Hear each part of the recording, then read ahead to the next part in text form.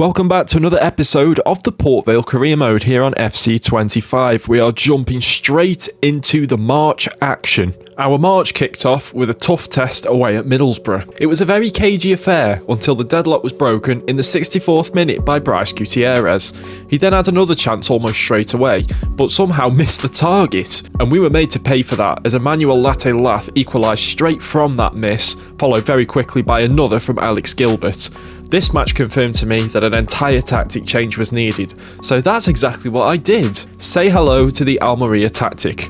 This has been very successful in my personal save with Almeria, unsurprisingly, and I'll just explain it a little bit for you. So what we've got here is my Almeria tactic. Now on the base of it, it just looks like a standard 4-3-3 attack, and I'm going to sound very much like probably someone who's played Football Manager way too much here, but basically what happens is that if I go to the tactic real quick and go edit tactic, go on, just stay on team tactics to be fair. So without the ball, standard 4-3-3 is what it is. With the ball, it's a little bit more familiar, isn't it? Obviously, it looks kind of similar to what we just were playing with, the 3-5-2, but it just works so well. So when defending, obviously we've got 4 people at the back rather than just 3. The deep line playmaker also sits back as well, so Caleb Butler will be sitting in front of the defence when we don't have the ball. Ollie Arblaster will be providing an extra body in defence and attack, playing the box-to-box role. Meanwhile, the front 4 stay up front. Now, the reason I've got Hakeem Adoffin as a fullback, 1, he can play at right back. 2, when we're attacking, he's not going to go forward. He is going to stay with the 2 centre-backs in a 3, pretty much like we just had. Ebesele is staying out on the wing, but he is also staying further up the field. Caleb Butler will push up a little bit more into the midfield. Meanwhile, Ollie Arblaster, even though he hasn't really moved that much, he will run into that space in between Ebesele, Gutierrez and Jacobs. And you may have also noticed I've got Duck out on the wing. Now, he can play at left wing. He is very much an inside forward, and this is the role that's worked so well in the Almeria save with Nico Melamed.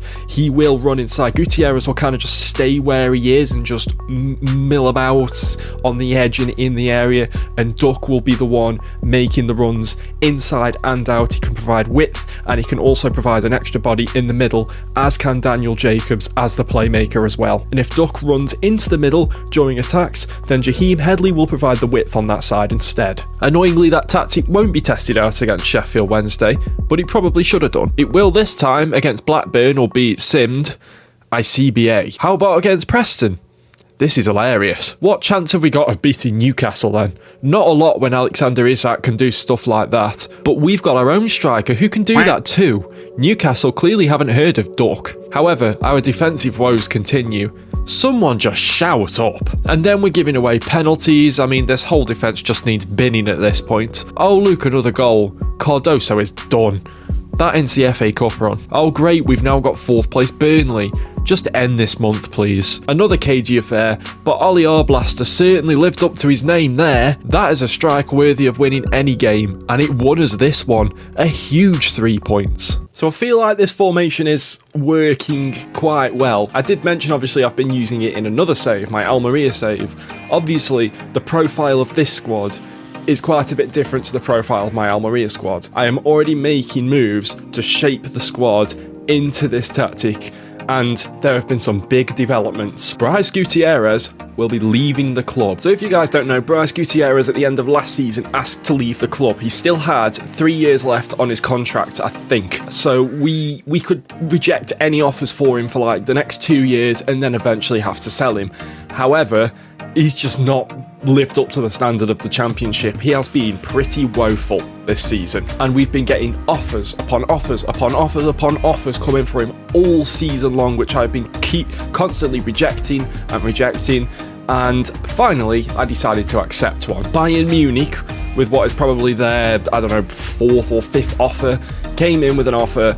I countered it at 55 million, and Bryce Gutierrez will be leaving the club at the start of next season for 55 million. We've also signed a player on a pre-contract, Jordi Makengo, who is a 6'3" left back, and there may be some more deals happening in the background as well during the course of this season finale. Of course, I will go through those at the start of the next episode if the next episode is the start of next season, because of course we are still in the hunt for the championship playoffs. We have massively dropped off, and for the first time this season we find ourselves outside of the playoffs. We have been on such a poor run in the league until that win over Burnley. We hadn't won in 5 games. Our last win before that was against Stoke, but wins have been very hard to come by. We've literally been getting a win a month in the league since December, and this is one busy month, 7 games in this month, but this is the final month of the season. Simulations really have not been helping us. I was not joking about Cardoso, by the way. I do not intend on using Cardoso again, and I've transfer listed him. That's how serious I am about how bad he has been. We've already got some serious money for Bryce Gutierrez. If we get some decent money for Cardoso as well, next season we can build a squad that is Premier League ready. As I said in the last episode, it's Premier League ready regardless of whether we're in the Premier League or not. I guess we just start right here, right now then. Hull City against Port Vale. Got Laurent Talai up front for this game as well, because I'm not trying to play without Gutierrez, but I'm trying to see how we would do without Gutierrez. I have got plenty of options on the shortlist. Here is Laurent Talai. He's my lowest rated striker is Laurent Talai, but every time he plays, he seems to do something special. That's the case in FIFA and in person. Duck on the wing feels weird, but he's there to cut inside like this. Plays it in to Laurent Talai. That's a good save from the keeper.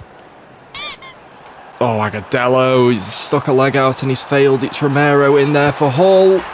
1-0 to Hull City. Victor Agudelo sticking a leg out as opposed to following the man, and in the end, he's paid the price for that one. That was Hull's first chance of the game as well. We've had chances, they haven't had any until they've scored. Jacobs out wide to Ebisele. Talai making a run into the middle. That is a brilliant run, but he just can't direct his header. Romero's through again here for Hull. He's just completely opened up our defence. And Romero's got a double for Hull City. We need a replay on that. And of course we get the POV one, which does absolutely nothing. Where's the defence gone? It's Agudelo again. I brought him in for this game because Lang was dead, and Agudelo's basically been the reason we've conceded 2 goals here. Romero's in behind again here. He could get a hat-trick. He hasn't got it yet. Oh my god, what is that for a touch? Just bounces perfectly to Romero. Look at Michael Miller. This is Michael Miller sprinting. Romero's got round him like he's not even there. Kyle Pitter with the save. Well, that ends that game. That was such a nothing game. That game just exposed all of the flaws of this squad, and then some. Oh my god. End this season. Okay, we're going to fly through these as best we can now. Bristol City away. This is the first of 3 simulated games. We have that little in the way of right backs that Trygve Jakobsen, who's a centre-back, who is left-footed, is playing at right back. But we're going to quick sim it anyway. That's just how the second team is. I don't think I've ever seen a 3-3 draw in a simulated match before. We are falling further and further behind the playoffs now. We're 5 points behind Southampton and Everton. First team out for this one, Port Vale against Luton Town. Please just win a game. Yes! Dennis Politics, 76th minute. Finally. I can't remember when the last time we won a simulated game was. Southampton lost to Leeds as well. That was perfect. Perfect timing for them to play each other. 2 points is now the gap. And Felipe Fernandez has finally had enough and said he wants to leave the club. I'll tell you what, perfect timing, because next season we're going to have Cam Warner and Pitter. I've just thought, have we been getting any... We've already had an offer for Fernandez. Have we been getting any for Cardoso? We have. We've had one from Arsenal and one from Brentford. Give me some time here. I offered 33 million and Arsenal just went, nah, that's too much. I've just realised I simulated the wrong match. I simulated the Luton game. I was meant to play the Luton game. Well, then I guess we'll play this one against bottom of the league Bolton. Don't know how to react anymore. It doesn't matter where a team is in the league. We'd probably lose anyway. Slight changes to the team. Begaya's on for Arblaster. Politics on for Jacobs. That's about it. Port Vale against Bolton. Oh, and Bolton already through here. Luckily, Kyle Pitter was on hand to deal with that. That is an awful clearance. Ball over the top for McAtee. Straight at Pitter. Good. Dennis Politic. Through for Duck. Here is Duck. Get a shot away. Oh my god. I thought that was heading for the top corner. Politic goes to Duck. Duck round the corner for Gutierrez. He's not in a great position here. It doesn't matter. He's finished it anyway. Come on. Bryce Gutierrez, he may be leaving us at the end of this season, but he may still have a say in whether we get promoted or not. He's definitely having one here, and goodness knows what the goalkeeper was doing here. He just stood there and watched. Hopefully that puts the momentum on our side now. Here's Duck playing it through. Gutierrez in again here. Bryce Gutierrez for 2. Bryce Gutierrez gets 2. It's 2 quick fire goals. Just need to keep the lead. Just keep the lead. Don't do anything stupid.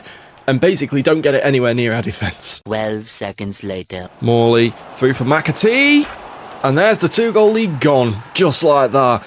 I said McAtee was causing problems. He's now got a goal of his own. And it's 2-1. Gutierrez has carried on his run, but Duck's run into a bit of a cul-de-sac there, but he's found Dennis Politic, former Bolton player. He's hit the bar. Here's Amaro for Bolton. Oh, he's passed everyone. No! Flipping James... Oh, whatever his name is. It's not James McAtee. He plays for Man City. It's just Amaro. Just took 2 of our defenders out there. Our defence is... I can't describe it without swearing. Can't even keep a 2-goal. They literally said, keep the lead. Keep the lead. Don't do anything stupid. And what have we gone and done? Done 2 stupid things and not kept a 2-goal lead. It is unforgivable. Oh, blaster. Ball through. Minoru Miura! On as a substitute for Bryce Gutierrez. And he is carving his own path. He is staking a claim to be our first choice striker next season. Goals like that will take him a long way. Well, this has turned into a bit of a classic, hasn't it? 3-2 now. We must keep this lead. No, shut up. Shut up. Keepers. Oh my God. He's redeemed himself there. Oh my days. We've got a player injured here, Festi Ebisele. That's not good. That's really not good. This is it. This is it. We've won. We've won the game. We've won the game. We've won the game. Come on! 2 wins in a row. That is massive. That could be the most important wins of the whole series. Southampton lost to Stoke. I can't believe I'm saying this, but thank you, Stoke. We're back in the playoffs. Southampton are battling, and Birmingham have also appeared out of nowhere too. Oh, geez. One more game to simulate. Peterborough away from home. Come on, please. Yep, auto-replace. Come on, please, please, please.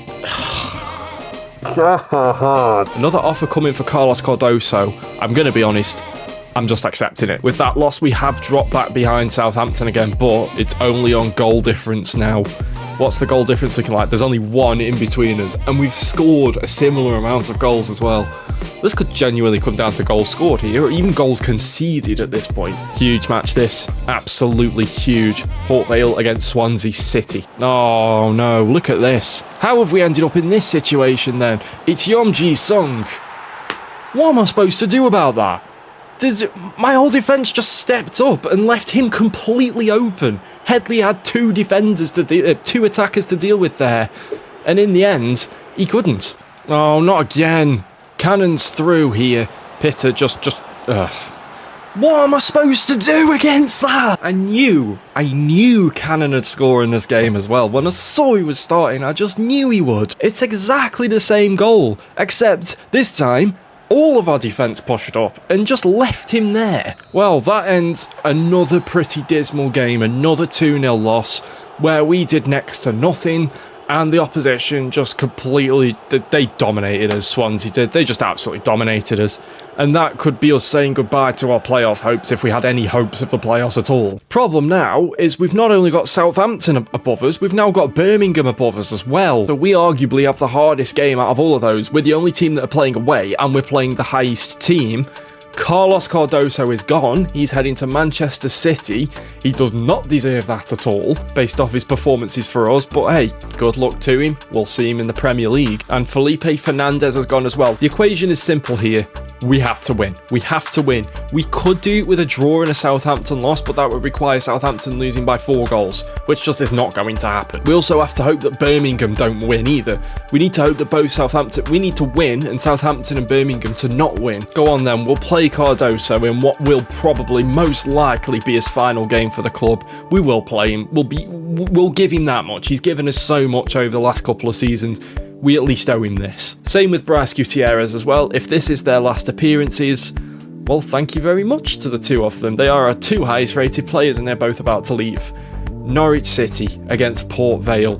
Let's do this. Uh-oh, this isn't good. Fabio Silva, he's past Cardoso easily. Schwartau. Great save, Kale Pitter. We can't look at the scorelines at half-time anymore, can we? We've had no updates in, but unsurprisingly, that doesn't mean that there's been no goals in the other games. Fastnacht playing it through. Fabio Silva. Cardoso's there. He's putting in a decent performance, and fair play to him for that. Oh, that wasn't very good from him, though. That was. Ooh! Save Pitter. Get it out, get it out. It's Jacobs. Duck's going to run. Jacobs is going to pass it to him. Get it past the wall. Duck! Yes! Come on! The free kick tactic works once again. Duck has been on a huge goal drought throughout the course of the last couple of months. But he could have scored the most important goal of the season. This could possibly be the last time we see him. Dennis Politic. Caleb Butler. Gutierrez, is he through here? He is through. He's in behind. Bryce Gutierrez potentially signing off with a goal. That is huge. Gutierrez, here's Duck. Just hit it, why not? Oh, it's going to fall for Gutierrez. Ref? Okay. Oh, it's still falling for... He just can't get the ball under his at his feet, can he? Right. I don't know how to feel right now. It's finished Norwich 0, Port Vale 2. The fans are... they're not celebrating. I don't know what these... Oh, we are happy, but we're not overly happy. I don't know what getting into the playoffs looks like. Is that the last time we've seen Bryce Gutierrez on the pitch for the Vale? Southampton, where are you? Birmingham lost to Peterborough, so there's one hurdle out the way. Southampton, what did you do? Southampton won. Unfortunately. Well, that was indeed the last time we saw Bryce Gutierrez. I'm not going to lie, I don't know how to feel right now. I didn't get a chance to say a proper goodbye to them because I didn't know if it was a goodbye. This man here, you cannot deny what he did for us in League One. Bryce Gutierrez. What an absolute G. Same for Carlos Cardoso, really. The Championship just proved a step too far for him. But he's heading to the Premier League. But all of our youth players are now unsettled. Al Sahar, Jadon, and Johan. I love this, how they then send you a message like, oh my god, this has been my dream, boss. Thank you so much for recognising me. I only called you up because you basically threatened to quit if I didn't. Let's have a look at how the lone players have done, shall we? Oh, Jude Robinson. Hello, sir. Up 8 to 77 on loan at Galatasaray. Monstrous season. Look at his stats now. He's quick. He's got decent strength on him as well. And he's got 91 finishing. Jude Robinson, in my head, is one of the players to play as that inside forward next season. Obviously, the other one is Nicolas Vega, who's gone up by 15 to 80. He was one of those who had potential to be special, and when you loan out a potential to be special in their first season out of your youth academy, they just grow exponentially. And thank goodness we've done that with Nicolas Vega. In hindsight, should have done it with Ahmed Salah as well, but hindsight's a wonderful thing. This squad needs a rebuild. This whole squad needs a rebuild. The squad needs gutting. Not necessarily needs starting again. Part of it, I mean, we need a whole new defence. I'm just going to say we need a whole new defence. Quick rundown of other prominent leagues. What the hell are West Ham doing in second place? Arsenal winning the Premier League, West Ham in second and running them close, and absolutely nowhere near them were the two Manchester clubs. Who's coming down to the Championship? Bournemouth, West Brom and Millwall. The bottom two, not a shock. Sunderland stayed up. And Plymouth and one of Portsmouth, Lincoln, Derby or Reading. That bottom two is something you don't see every day nowadays. PSG winning Ligue 1, shock, however, not by loads this time. Nice and Lens ran them very close. Bundesliga won by Bayer Leverkusen. 2 points ahead of Leipzig and Bayern Munich, as 3 ahead of Dortmund. That looked like a great title fight. FC Cologne, by the way, ended up in the relegation playoff. Unfortunately, Camuana could not save them from potential relegation. They might still... So he still has a part to play yet. Serie A looks like this. Not quite as much of a title fight. AC Milan winning it by 10 points over Juventus and Inter. Finally, La Liga, because why not? Barcelona winning it quite comfortably out of Real Madrid. Celta Vigo and Villarreal making up the top 4. I mean, when you've got 2 players getting close to, well, one getting over 30 and one getting nearly 30, What are you supposed to do against that? That is it for Season 4 of the Port Vale career mode here on FC25. We go again in the Championship next season. We go for the title. Simple as that. We go for the league. We can't do anything else, really. If you guys have enjoyed this episode and this season, don't forget to leave a like down below. Subscribe if you like what you see and you want to see more. And if you don't want to miss a video, hit that little bell next to the subscribe button. You'll get notification whenever I upload, if you select all notifications, of course. Until next time, thanks so much for watching, and peace.